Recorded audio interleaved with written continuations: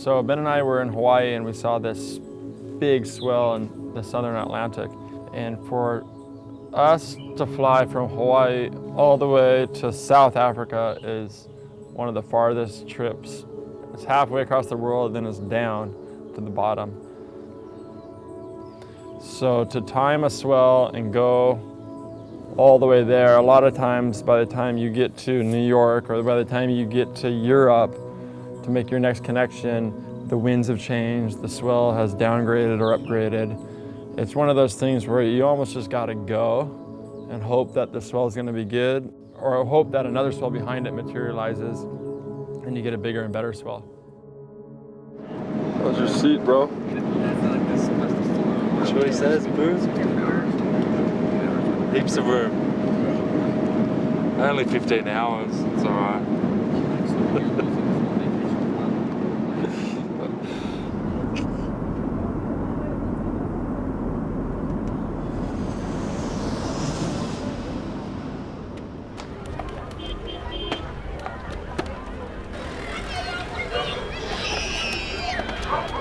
The day we got there, the next day, we surfed a wave called Sunset, which Simon Lowe said was pretty rare for that wave. It was a real long period and really clean conditions.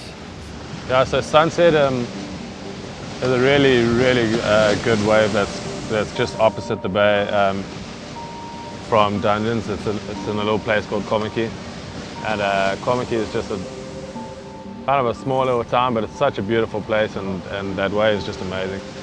And it was just really clean, really good conditions. And the surfers, that tight-knit crew, the Cape Town crew is just amazing. There's just such good vibes in the water there all the time.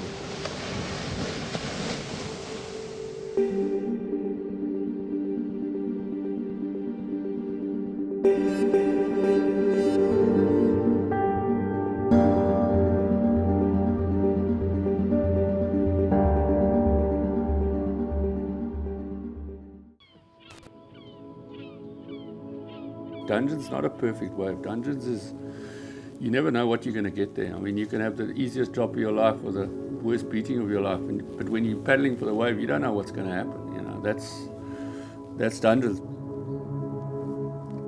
And that's the exciting part of it for next year. Is next year we're going to ride that wave in all conditions. I believe we can ride that wave in all conditions.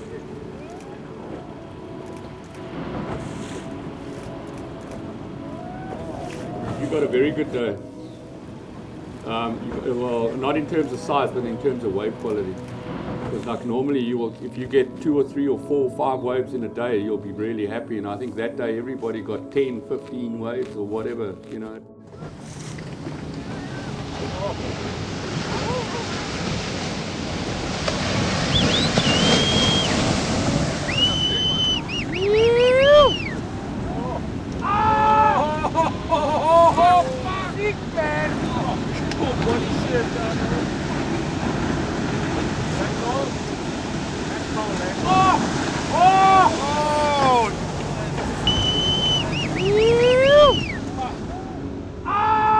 This place has 1,000 different moods and modes, eh?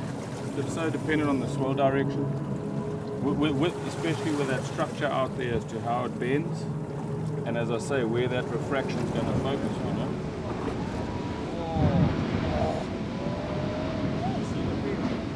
Yeah, what's happened this year is the youngsters have come through. Sort of big wave crew has kind of moved. It's basically moved through a couple of generations already. 15 years ago, nobody used to ride big waves. 20 years ago, it was. And now, all of a sudden, we've got the youngsters, and they've come through now. And this year was like Matt Bromley and Josh and James and Frank and Jeremy.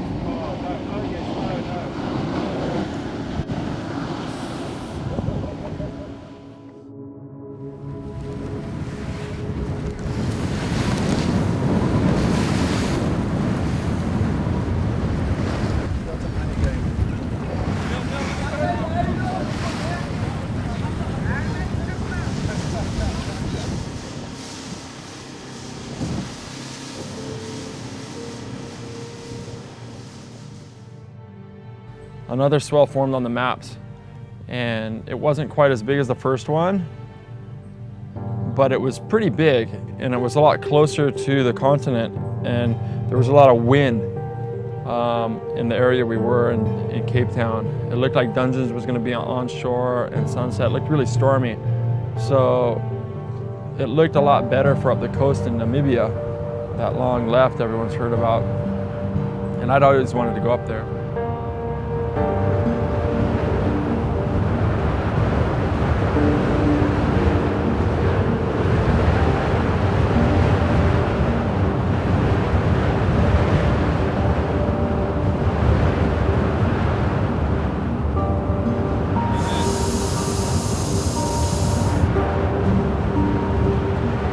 We just all kind of made a collective decision together to go for a safari and check it out. Go on a mission and you know, go and surf one of the best, longest left-hand barrels in the world.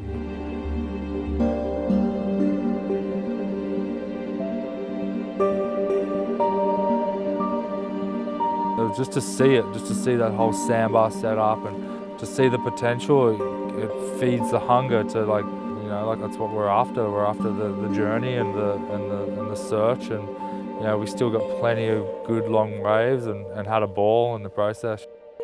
These two poles is kind of signals the top of the wave, but I don't know, the last year or so, guys are just going way up the top now. It's kind of hard to catch one all the way through, but you can get like a couple of waves and you end up, you see all those cars that are on the bottom there. You end up way past those cars. Running up the point, you're like so tired, just like to start dragging your feet. And then you see another one just dropping down. You keep running again, you're frothing out.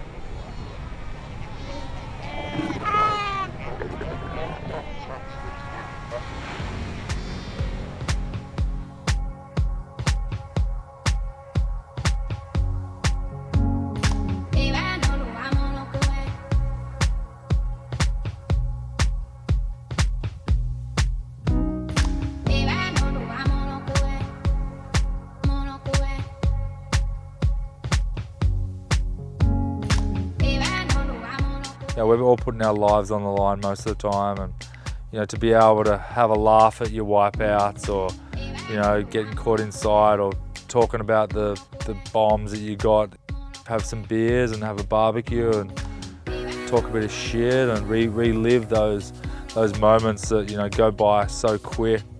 one of the best like adventure trips, like all around the people that we were traveling with, and you know our little kind of family on the road. Yeah, it was a trip of a lifetime for sure.